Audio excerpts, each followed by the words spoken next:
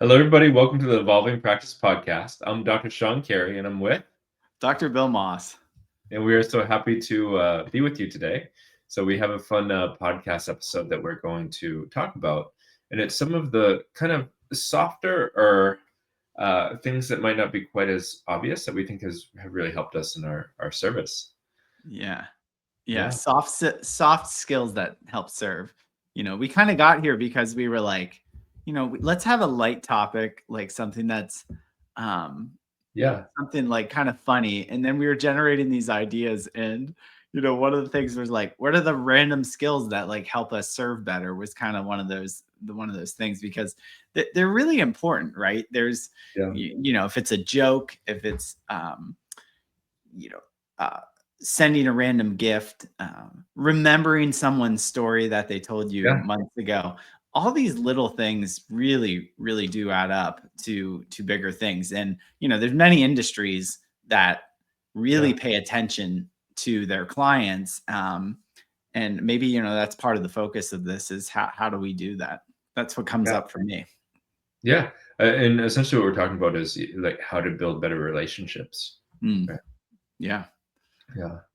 when I was um when I was younger, I wasn't that like naturally good with people. I Mm. was more kind of like awkward and shy and smart. Uh, Who but being told you? smart, Who told you you were smart? yeah. Well, being smart didn't necessarily like help me, be better socially. Yeah. Sometimes it kind of worked against me in school. Um, but one of the things I learned is like, oh, in order to like have a good life, I need to actually like be able to get along with people. Mm. And at one point in life, I wanted to be like a computer programmer. I thought that was gonna be fun. And so I was like 18 years old. I don't think I ever shared this story with you. No, you didn't. Definitely I, not. so I was 18 years old, and I was into computer games. So I wanted to be like a computer gamer programmer. And I went to school, and I had this work study job where I just started college. I was going for computer programming, and I had this job that literally like you had access to this super expensive software. I got paid to basically do whatever I wanted, like as far as using the software, learn and work with Mm. it. And I was so miserable that within the first week, I was like, I can't do this. Like I can't. It was just there was so much separation. Like people would be, in their computers, but they were like kind of worlds apart. And I was like, no, I want to go meet people and have fun. And so I switched majors. And Mm. at that point, there was this, we had to take an elective health class. And the guy who taught it, his name's Dr. John Bagnulo. And he was this guy who was just like ripped, super smart. He would go hiking in Maine in the winter. He would like snowshoe up mountains, build an igloo on top of the mountain, and sleep there. Like he was like a wild guy. Wow. And so he was teaching nutrition. I was like, I started gravitating towards that. Mm. Uh, but to make that long story short, I was like, I really want to do something with people, and I had to Mm. start basically finding jobs that would help me to build that like relationship piece because it wasn't a natural skill set for me. Yeah. Yeah, I was always interested in people. My dad was in education. I always joke like my family business was in education because Mhm. my dad he started out as a special education teacher, then he was in education administration, and then he actually went to work with the State Department of Education. So I was kind of always in a school setting, if you will, growing up. But I think that forced me to be a part of people. And I was always on team sports growing up, which I think is a super valid Yeah, skill set that actually helped develop a lot of soft skills. I always say, I don't know, we've talked about this with athletes in sports, but it's like so many of these kids get so involved in like only a few percent actually go on to do like really big things. So a lot yeah, of times the lessons in these sports are, socialization, teamwork, goal setting, accomplishment, confidence. There's so many soft skills that athletics really give. And I feel like that was, part of what I received from that. But my first job I ever had was in I was a playground leader, like summer playgrounds that run for younger kids and organized activities. So I think I was like 16. I did that for maybe 2 summers and I loved it. It was like organizing games and doing arts and crafts and Oh, playing on the playground and playing kickball and organize, it was perfect. And I think around that time knew I wanted to start my vocation, I guess you will, yeah, or post high school in education. So I felt like that would be a good resume builder for what that was. But I think working with people is such a valuable skill that it's going to go away if people don't practice it. yeah, Like employers, it's going to be more and more important because I believe AI is going to simplify things for many people to allow them to bring their own expression forward. But people are always going to rely on people that understand how to communicate and build yeah, relationships, no doubt. yeah. And we grew up in a different generation too, where it was like we didn't have the same access to technology. Mhm. Like when I was 18, I wanted to be like a computer programmer, but then it was uh, like there was a way different thing back then. It was way simpler. Yeah. And now people, it's like they're growing up with the cell phones and just the level of technology that is. It's really put a damper on social skills in a major way, I think. Yeah. Recently my sister told me a story where my sister has 3 boys, the middle one being, he's like a freshman in high school and he's 15. And one of the snow days recently, him and his friend, they grabbed shovels and she doesn't live in a development, but they, on the other side of their woods, like if you walk through their backyard, you can get to like a development. So him and his buddy, they walked over there and they started knocking on doors, asking people if they wanted their Yeah. sidewalk and drive shoveled. And I was like, "Are you serious, Steph?" She's like, "Yeah." And he like, in a couple hours made like $250 from people. And I was like, "That is awesome." And she's like, "Yeah." And he gave out his cell phone. So the next time it came, he would come. And I was like, seriously, Steph? He went and he knocked on a stranger's door and he asked them if they would like a service. I was like, that is like such an important skill. Like, you have no idea how excited I 100%. was. And then how grateful the people must have been too, because not so many people are doing that anymore. Yeah. So, it's like for him to be able to make that much money, have that experience, and then get to experience the gratitude of others. That's Yeah. so And incredible. there was 2 of them. So I think it's like each one of them, the going rate for shoveling snow now is probably much higher than it was when you and I were kids. Yeah, I yeah, remember doing that from time to time, but I think I went to people I knew. yeah, They were just like working the block, like, "Hey, you need your yeah, drive shoveled?" And I was like, "This is such a great idea, Steph." And then at the end of the day, it's like he collected $250. His buddy did about the same, and they were actually providing service and like checking yeah, in on people. And yeah. yeah. I love it. I was a paper boy when I was young too, and that was one of those experiences that really helped me. Mm, mm.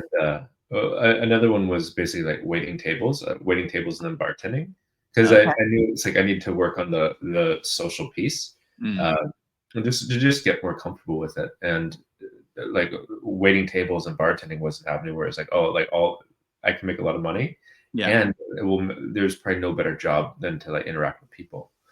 Yeah. I Definitely. I I still say I think working in service, I feel like everyone should have to work. Yeah. I worked in food service too. Like when I was going, I think my senior year and then into the summer before I went to college, I worked at a little Italian restaurant. The owners were all Italian, and they'd get in these crazy blowout fights where they just like yell Italian at each other. And it was like the Yeah. one kid who can't like speak English is like they're working or can't speak Italian. It was hilarious, but I would work like it wasn't a big like server restaurant. It was more like, someone brought your stuff out, but you ordered at a counter, but they had a big delivery. So I would do like the grill, I would pack up things, and I was delivery. That was like my main focus. And I got to learn so much. This was also delivery where we didn't have cell phones then. Yeah. I didn't have any car phone. I had to like look on the map and write down where I was going and like Yeah. make directions. But then I had to make sure everything was good and then go take it to the people. And, sometimes the order would get screwed up. And when the order got screwed up, people's response or reaction was always to me. And, it was Mm, my fault. And I'd have to yeah. like if I messed something up or it was messed up, I'd have to like take out from or substitute. And I just remember one night I was like, because if I took my last delivery and the store was closed, it was like I'd take it and then I just go home, right? Yeah. I'd be Yeah. done. And I remember one time at the end of a shift, I got to the guys. I remember exactly the location, which is not too far from my office now. And the guy was like upset something wasn't like done right or put Mm, in. And he kind of like took it out on me. And I just took the money off the thing. And I was like, that really wasn't my fault at all. Like it yeah. wasn't. It was part of this team process. And I was like, wow, people displace their anger on who's in front of them. I was like, it's not a server's fault all the time if something doesn't like happen Right. correctly. Like there's a whole team that works together to make this outcome. And I Yeah. remember learning that lesson very early on where I had that experience where it really wasn't my responsibility to do the thing that was screwed up, and it Yeah. was screwed up and I was at the front end of that, and I was like, oh, it taught me a really good lesson later in life that you need to have grace for yourself and for the team, but also realize how one person's input to the whole scenario is very influential to the outcome. Yeah. Yeah. That whole team environment. Mhm. So I'm a huge advocate for people at a young age, like working in the service industry. And if you ask anyone, right, like your clients, right, or Yeah. people that cut hair and whatnot, like when you serve people, there is so much more that happens in the exchange than if you Yeah. were just working at a computer and doing data input. And I'd lose my mind knowing, Yeah. if that was my career, I'd lose my Yeah. mind. Yeah, absolutely. And for there's a lot of different kids out there who struggle with the social piece, but it's something that you really aren't going to have a good life if you don't have good relationships. Yeah. So, what better way to kind of like improve with that than can also be able to get paid and learn other lessons at the same time. Hmm. Yeah. So I feel like those are some of the things that kind of created the foundation, if you will, for my soft skills. And Yeah. one of the things we learn in chiropractic school is, I don't know if I'm sure you had to do this, where we'd have to do like OPQRST and a Yeah. consultation, and we got tested on that. And I remember I almost failed the consultation, like Mm, the rote, you go in and ask the questions and find the thing. And I got a 70 out of 100. And anything below 70 was like not passing. And I was like, oh my gosh, I almost failed. And I didn't know the right line of questioning. I didn't, because I was just trying to get people to like me early in the yeah. development. Yeah. So I didn't really know how to ask the questions. And that is like now, that's my favorite part of probably care is I love getting to know somebody Yeah. and going from like you're nervous coming in here to understanding like your whole Yeah. story. I love that. That's my favorite part of practice. It's one of my favorite parts. Yeah, because it's like you get to know the individual, and Mhm. like people oftentimes don't really have such individual relationships with their doctor. Like it's a really important relationship that they can have. Yeah. Mhm. Like the oftentimes for the traditional medical visits now, it's like people don't really even touch you. They're just typing everything into a computer with minimal eye contact. Mm. Mm. So to have that like last art of actual human to human connection is so I think puts people at ease. And Yeah. then and then for us, we also do the energetic healing work with spiritual guides, and those skills I think very much directly translate over.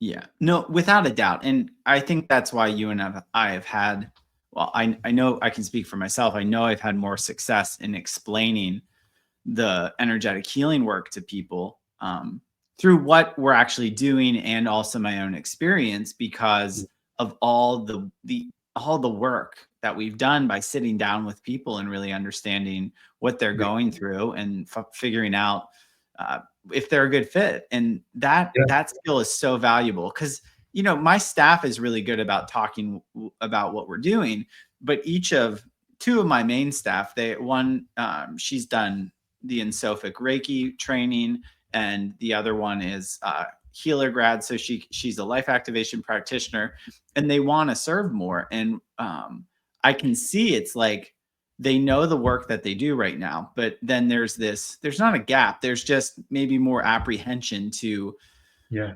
kind of present it or ask questions in a more formal or clinical way. And you and I are just, that's like what we do all day. We ask Right. questions, Right. we gather understanding, and that's how we can connect. But that's such a big piece in people are looking for that. People are coming all the time to our office, and I'm sure you hear this, where people are like, well, I didn't go there because they were cold, or I really didn't like this doctor because Yeah. he didn't listen to me. And maybe that wasn't as big of a deal like 10 or 15 years ago, but it's a big deal now. And it should be, because all of the data supports that when you trust the practitioner, you're actually going to get a much better result. And when you like them and Yeah. you can work within that container, everyone's going to actually get a much better result. Yeah. And one of the things on our end too is that to be able to do that, like you're talking about, we have to be able to work with people who are just wildly different. Like, if we see, uh, let's say we have 1,000 patients and clients, it's like you're managing 1,000 different types of people, like 1,000 Yeah. different individuals, or Yeah. relationships with 1,000 different individuals. So you really Mhm. have to be able to communicate differently based on the individual, which I think is just such a natural skill set, or not a natural skill set. For me, it wasn't natural, Mhm. but it's such a valuable skill set, Yeah. is being able Yeah. to connect to the individual. And that's 100%. And when I first got into the work that I did, I practice knee, chest, upper cervical chiropractic, but I also do side posture toggle. And now I even incorporate some full spine into my practice for sure.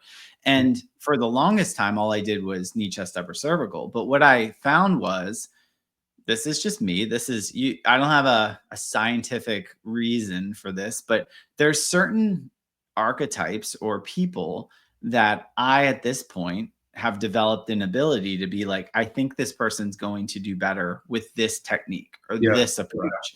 And that's not so much of like, their spine looks like this, so therefore I'm going to do this. It's like it takes the whole person into consideration of like what I Yeah. think is going to be best for them. And everybody that wants to skip steps and say that they have the greatest way of doing something is, I very much believe the way that I was doing things was the best, but over time it's like I've developed the ability to kind of change and Yeah. implement based on how they're doing, how they're responding, what I'm seeing, who they are, as a human being. So that's like I feel like the part of the art that's not just your technique, right? Part of the art of Yeah. the application of what technique to the person, based on many factors. And it's kind of expanded out too, because both you and I work as teachers as well. So, Yeah. sometimes like you're teaching a class, and like maybe we're doing a lecture and there's, I don't know, 40 different people, or you're Mm. teaching a weekend class and there's 5 Mhm. people. Mhm. Uh, but regardless, like you have to be able to connect with all these different individuals and to kind of Mm. like meld them into one thing and communicate to the group. Yeah. But if you don't have those individual connections, like you're gonna have people who just like don't feel heard or don't really get any value of what you're saying, because they just didn't feel a connection. Yeah. But that connection is something that we are able to generate as humans if we work with that. Like Mhm. we're all eternal beings. We've known each other for a long time. Like we can remember and connect. Yeah. Yeah, I mean, that's one of the biggest skills is like developing that connection and getting it quickly. Yeah. I had a client in my practice. She was with me for years, and then she just like a year ago, like was left the practice because she was doing more work in a certain area, and she just it was a far commute anyway. And she wrote a book, and I can't. It was called her business partner years ago wrote a book called The Art of the Nudge, I think it was. And Mm. it was basically story gathering. They kind of described it. And they had like 6 questions in there that they would use to story gather. And, it comes from the concept a little bit of it's better to listen more than talk when you're Yeah. in a consultation type of environment. But the one question I love, and I feel like this is the best question, is once I get through bonding with somebody and kind of connecting with them and allowing them to feel comfortable and, uh, establishing some rapport, I always use the question, take me back to the beginning, if whatever there is, like, oh, I'm experiencing X, Y, and Z, and it's been happening over time. I'm like, take me back to the beginning. And it's like, it's such a little question that just helps them go back to the source of when this all began from them. And it helps people like get out of their mind a little bit and Yeah. kind of get into the past experience. And you can watch when you say this, like people go into their emotions, they go into their heart, they're partially in their mind because they have to decide when that was, but it really helps the story develop. And you get such great information from a consultation with that question. So it's one of my favorites. So that's why I wanted to share it with you. I love that. Yeah. Yeah, and people oftentimes, I don't think they ever really get asked that. So what a great opportunity to just like they don't even ask themselves that, right? It's not a normal question. No, it's kind of like the self-initiation question. It's like, Mm, when it's like asking somebody when was a turning point in their life. yeah, That's bigger than just and it's yeah, really good because it helps them really communicate the right story. Because yeah, sometimes it's like chiropractors or doctors, it can sound like almost come across that we want to be more skilled in communication and consultation so we can make a sale, right? Because there's definitely that component yeah, in our world. But you just get a better conversation when you ask good questions. And then you get a more authentic start to the relationship. And then there's always more chance. This is what I find is like, if there's a true bond and that somebody believes you, like there's a lot more hope to continue the relationship to actually get the best result anyway. Do you yeah. know what I'm saying? Yeah. I think so, and it's interesting. Like we can accelerate the rate at which those bonds form Mm-hmm. through I think caring and like on one level, if you like listen to it from the surface, you might be like, oh, it's kind of mechanical, but then Hmm. it's like no, it's really about caring because it's like if you take somebody who like a basketball player, like they practice all the different aspects of the shot. Mm. It's like caring because they want to do a good job when they're taking the shot. They're performing that motion, Mm. and like all these different ways that we can work to be better with people. It creates caring so that when you have somebody who nobody's been able to connect with, and that person's in pain, they're not their best self. Like we Mm. kind of break through that, connect with them, not take it personally, not have it be about us, and just like connect to the individual who's like in pain and suffering. Yeah. There's such a delicate balance between, getting walked on and carrying and holding that space. So, the biggest skill I've ever learned was like to take care of myself, right? Mm. Through all of this time. You Yeah. know, one of the things we just got done doing the Building Wealth weekend. Ambassador Eric Thompson was in Pennsylvania, and I got to spend a lot of time with him. And the one time we were just driving around, and Yeah. he asked me, he's like, "You take good care of your daughter?" And I was like, "Of course I take good care of my daughter." And he's like, "You give her good food, you give her love." And I was like, "Yeah." And he's like, "Do you extend that same like love to yourself every day? Do you do you make sure you're taken care of? Do you Yeah. kind of proposing the question, like, of course every parent wants to just care for their child in this manner. And then it's like, but how much of that are you doing to yourself?" And not that he was implying I wasn't, but it was this framed perspective of like, oh my gosh, you're right. Like, how Yeah. often do we, you know, what goes through our head? I'm not good enough. And, oh, this is really challenging. Or you're not even like present with like caring for yourself in this nurturing kind of way. Like, oh no, you're Yeah. good. You've survived this far and you've Yeah. overcome many things. It's like, um, so easy with other people to do so, but it kind of starts with the self. And, that's really important as a practitioner. I love what you just shared there because it's like for me the way I heard it is that this podcast we've largely talked about relationships, but Mm, the foremost relationship for all other relationships for each one of us is ourself. Yeah. right? Because it's like that's the point which all the other relationships are emanating out from. Hmm. And if that relationship is poor, then it's going to affect every other relationship. It really does. And you can totally see. I think that's where, for my wife, it's been very evident. Like the more I become myself, the more she sits back, relaxes, and is like, Yeah, okay, I yeah, trust you. I trust you yeah, even more. And she's been like the best mirror. Like the people that are closest to us are typically the best mirrors about our own development. yeah, They'll challenge us, but they help give us the best perspective of like what's changed, not this grandiose, how am I perceived on this stage now? It's yeah, like people that interact with you on a daily basis, when you show up slightly different and you say something and, kind of respond in a slightly new way, those are the people that usually pick that up because they're so used to the regular rhythm of yeah, how you show up in the world. And that is such a big deal. We learned that at DE too. It was kind of like, yeah. getting yourself set before you go see another person, because so much matters about what's going on inside when you're serving another. Yeah. That was something that I really worked with too, was doing that process with DE. Was I used to Mhm, spend so much time in the morning, like with meditation and mhm, visualization and doing like breath work and that type of thing.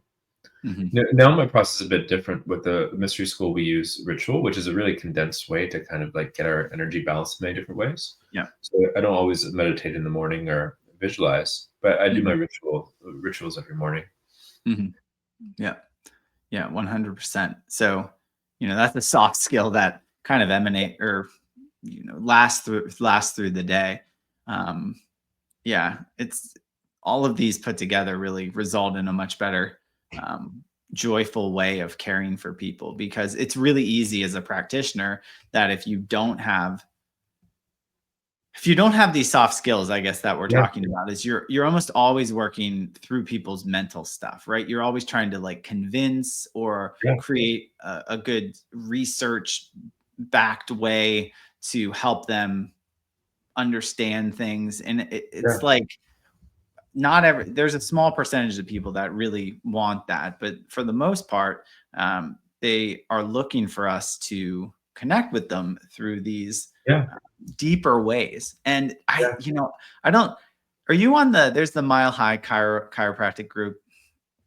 I don't think I'm a part of it. Okay. I mean, I think I'm on there, but somebody had posted this interesting, and I'm just sharing this. It's not directly related to chiropractic, but um, somebody had asked like Chat GTP, what's the future hold for Hmm. chiropractic?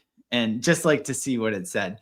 And it was really cool. It was really kind of cool. Chat GTP kind of like knew more about chiropractic than chiropractors, but a couple of the things that jumped out to me the most was like, what's going to be more important is like the idea of these mill practices that see like 1,000 people a week and this and that. It's like it's Yeah, going to become more niche. It's going to become more relationship based. It's going to yeah, become a little bit more concierge and specialized. And I think we're moving into this, like, it actually makes us look better when we kind of serve from yeah, that niche, not necessarily small, but like unique and original.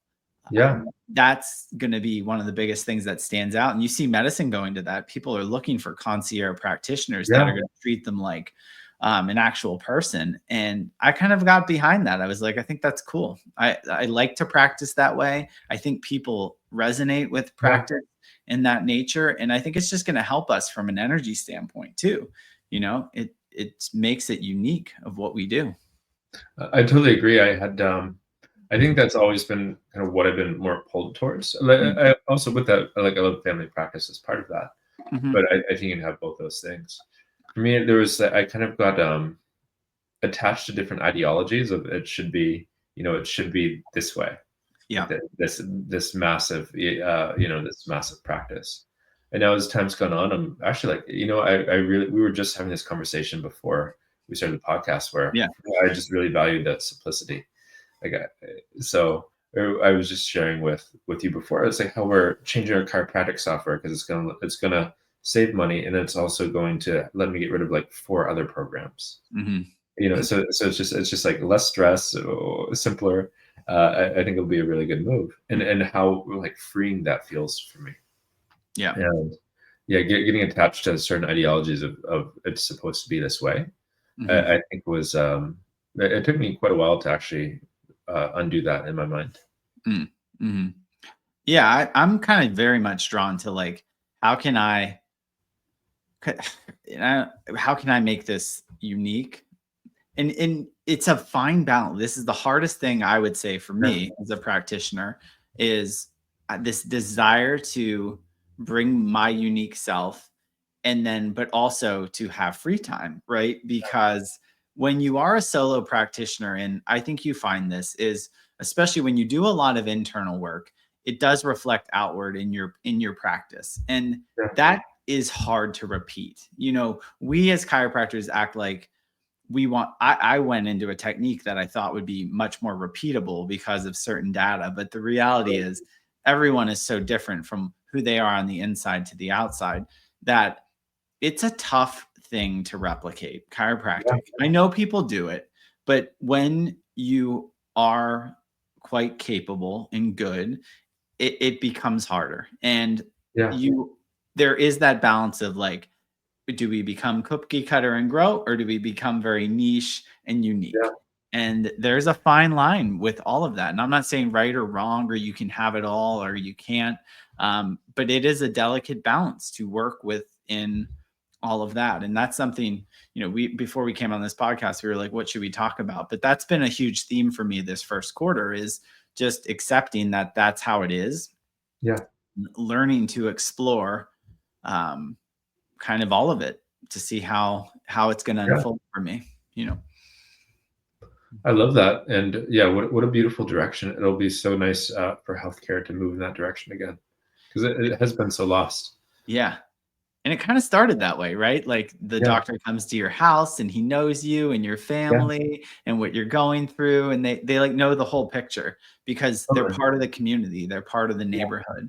yeah, Um, and I think we're getting back to a little bit of that. Like the pendulum's swinging towards like people are desiring this authentic human connection. And I know it. The digital era is pushing people back to, well, if I'm going to, there's some things the digitalization and the streamlining yeah, really works for, but I think it does not work in healthcare. Like we saw that during the pandemic, like it became less personable, and it yeah, really drove people to, I really want connection, trust and safety in the people that I'm working with. So, this podcast is about those soft skills, and the way to successfully have that human connection is 100% built on those little on those skills, because I think you would say this, we are sensing so much more. Human yeah, beings are taking in so much more about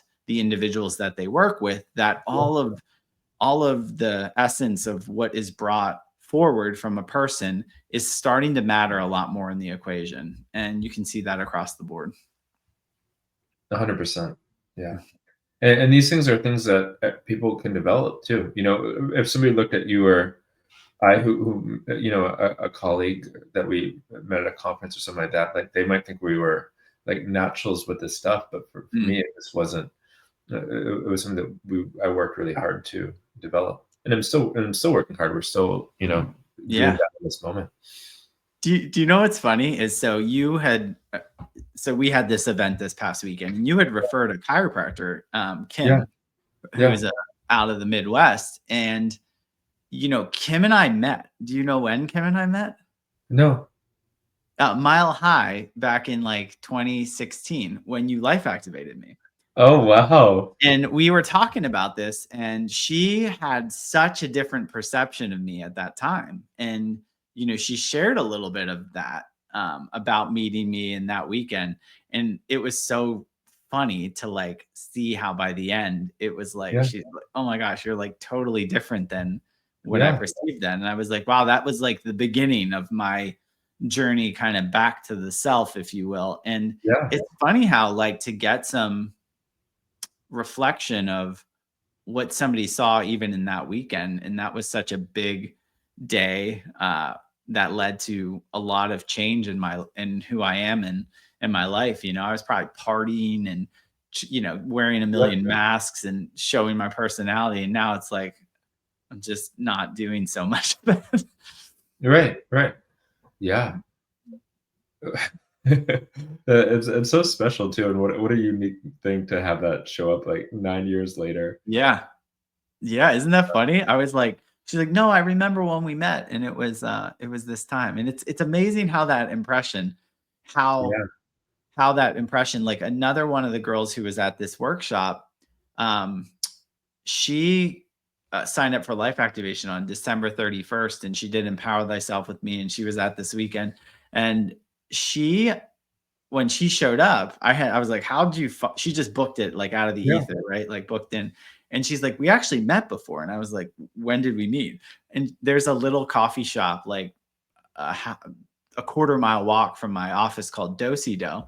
And she's like, "I met you in Dosido. We like had a conversation one time years ago." And she's like, "I knew you were a chiropractor, and my chiropractor knew of you in the area and talked about you." And I was like, "Oh, wow, really?" And she's like, "Yeah, I remember meeting that." And then like here she is now doing like all this work. And I was like, Oh my this god. small little interaction.